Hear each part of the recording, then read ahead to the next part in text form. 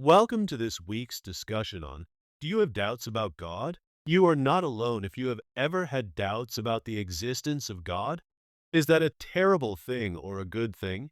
Some of those names you may recognize that have had doubts are Saint Mother Teresa and Saint Teresa of Avila. They wrote about their doubts extensively.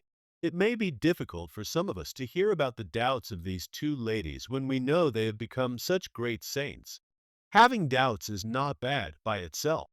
What can be bad for us is what we do with those doubts.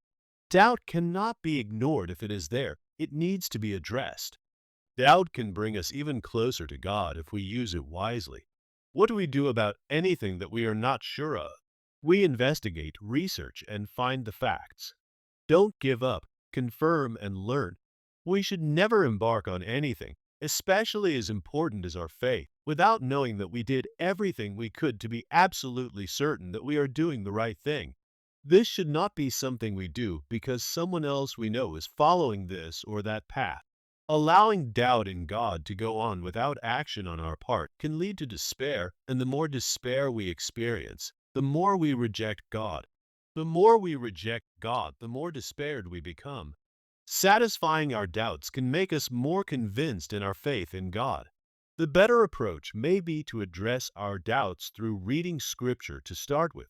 It may require researching other resources or even perhaps talking to a priest through the confessional.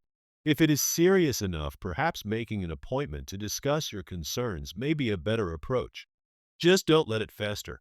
The more information that is gathered about each doubt you may have, the more convinced you will be in the end about your faith. The best example of this in Scripture comes to us from the story of doubting Thomas. It took two separate encounters that are both found in the Gospel of John in chapter 20 to describe how Thomas got his name. The first encounter is when Thomas hears about Jesus raising from the dead and states that he cannot believe what he is being told.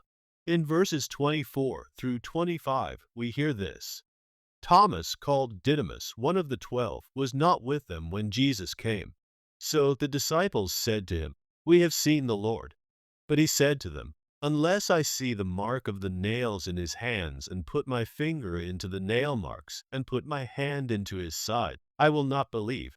Thomas had doubts about the reality of the resurrection of Jesus, which led to his disbelief. Thomas, at least for a time, lost his faith. Just a week later, these doubts are laid aside. In verses 26 through 29, the tides change.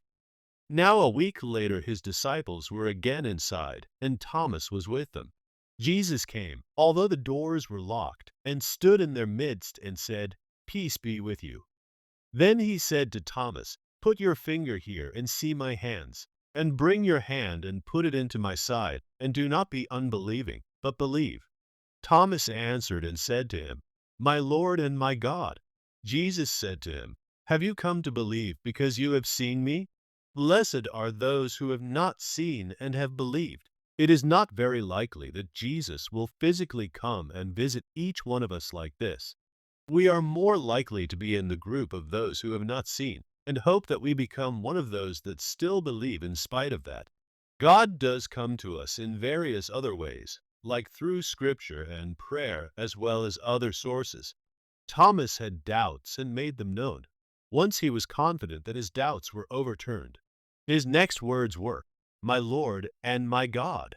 This confirmed that his disbelief had been transformed into belief. What doubts do you have? What are you going to do to transform your doubts and restore your faith in God? Have a blessed week. If you would like to receive these weekly discussions, please subscribe below. You can also feel free to share any comments.